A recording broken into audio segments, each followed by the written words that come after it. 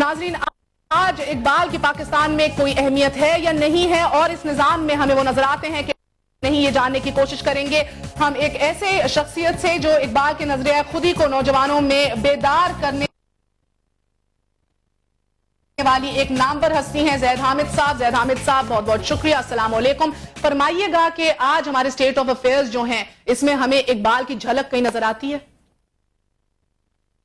وعلیکم السلام۔ یہ جو پاکستان ہمیں آج نظر آ رہا ہے مہر، یہ وہ پاکستان نہیں ہے جس کا خواب اقبال نے دیکھا تھا۔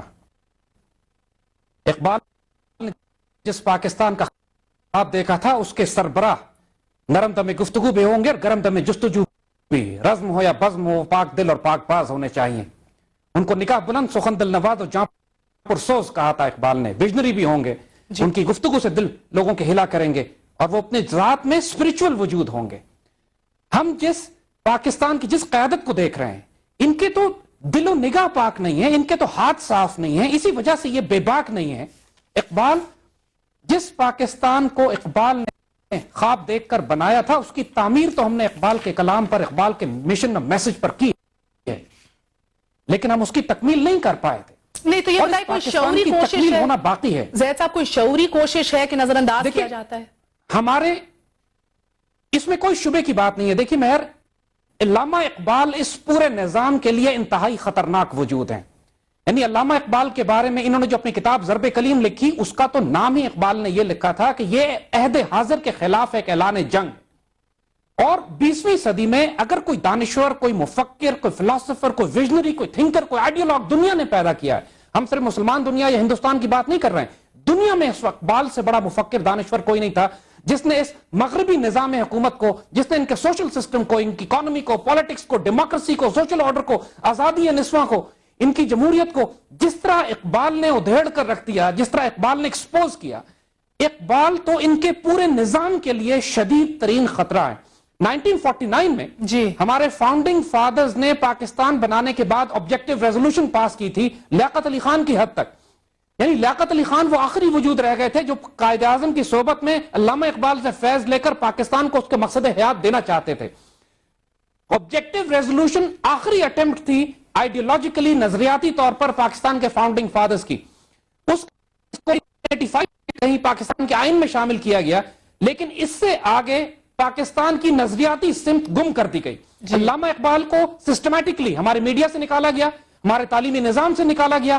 اللہ یقین کی ہمارے جتنے لیڈرز اس وقت آپ دیکھ رہے ہیں، ان کو تو اقبال کی 2 کتابوں کے نام بھی نہیں آتے ہیں۔ میں آپ سے یہی پوچھنے والی تھی کہ ویسٹرن ممالک کے اندر ہم نے دیکھا کہ بہت اثر و رسوخ رہا، بلکہ اٹلی نے اعظم مشیر بھی انہیں انوائٹ کیا۔ ہمارے مسلمان ممالک کے لیڈروں کے اوپر وہ اثر ہے؟ یہی تو المیہ ہے۔ دیکھیے کہ یعنی اس وقت کی پوری مغربی دنیا اقبال کو انوائٹ کرتی تھی، ان سے مشورے لیتی تھی کہ اپنے قوموں کی تعمیر ہم کس طرح کریں۔ یعنی میسولینی تو اقبال کو اپنا ایڈوائزر اپوائنٹ کرنا چاہتا تھا، لیکن اقبال نے جس لیڈر کو اپنے دور میں تیار کیا وہ قائد اعظم تھے۔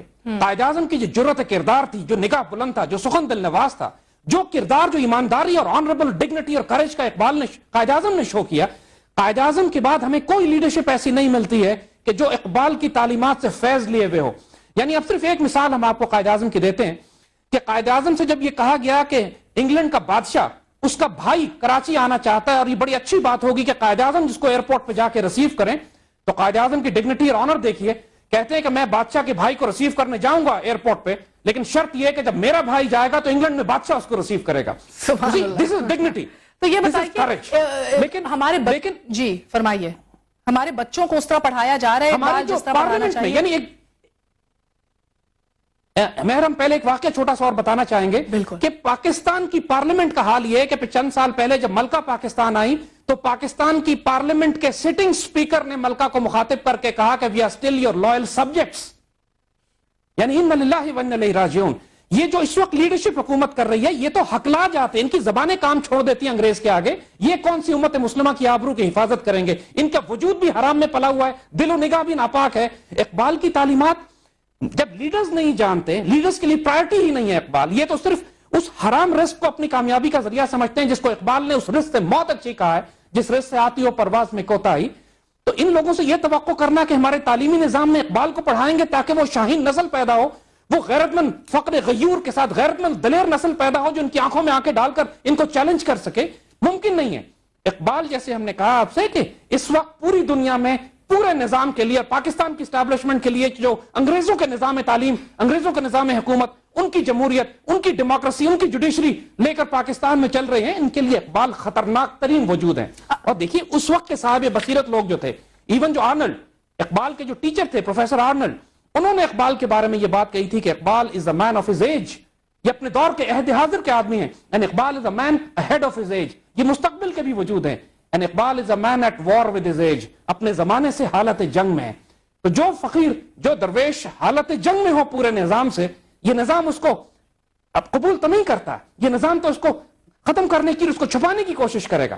جس طرح مغرب میں ڈاکٹر این میری شمل نے کام کیا اقبال کے اوپر، اور آپ دیکھیے کہ این میری شمل کے انتقال کے بعد پوری مغربی دنیا سے بھی این میری شمل کے کام یہ کو مجھے غائب کر دیا بتائیے گیا۔ کہ اب پاکستان میں حل تو بچے کیا ہے؟ نوجوان نسل حکومت ان یا کے ہم نام ایسے سے بھی واقف کون نہیں۔ سے اقدامات لے سکتے ہیں کہ اقبال کے خیالات، ان کے نظریات جو ہیں وہ ہمیں اپنے نظام میں جو ہے نمایاں نظر آئیں، ہمارے بچے جو ہیں اس نظریے کے ساتھ بڑے ہو سکیں؟ دیکھیے اقبال الحمدللہ پھر ریوائیو ہو رہے ہیں، کیونکہ جس طرح پوری دنیا میں مسلمانوں کو ہیوملیٹ کیا جا رہا ہے۔ اقبال نے جو بات کہی تھی کہ مسلمان کر دیا طوفان مغرب نے، جس طرح پوری مسلمان دنیا ہیوملیٹ ہو رہی ہے، فلسطین ہو، کشمیر ہو، چیچنیا ہو، بوسنیا ہو، عراق ہو، مسلمان اپنے آپ کو ایک دفعہ ری ڈسکور کر رہے ہیں، دوبارہ مسلمان اپنے آپ کو تلاش کر رہا ہے۔ اور عہد حاضر میں مسلمان جب اپنے آپ کو ری ڈسکور کرتے ہیں، اپنی سیلف انکوائری کرتے ہیں، سیلف انکویزیشن ہوتی ہے، اپنا احتساب کیا جاتا ہے، تو سوائے اقبال کے کوئی وجود ایسا نہیں ہے جو مسلمانوں کو رہنمائی دے سکے۔ تو اگر حکومت تو کرے گی نہیں، پاسبل نہیں ہے حکومت کے لیے، جب تک کہ حکومت ایسے لوگوں کی نہ آئے کہ جو خود اقبال کے شاہین اور مرد درویش نہ ہو۔ لیکن یہ کام پاکستان کے دانشوروں کو، پاکستان کے علماء کا، پاکستان کے اساتذہ کا اور پاکستان کے میڈیا کا۔ بہت شکریہ۔ دیکھیے تاریخ اجتماعی غلطی۔ بہت بہت شکریہ زید حامد صاحب ہمارے ساتھ آج موجود تھے، بہت بہت شکریہ آپ کا۔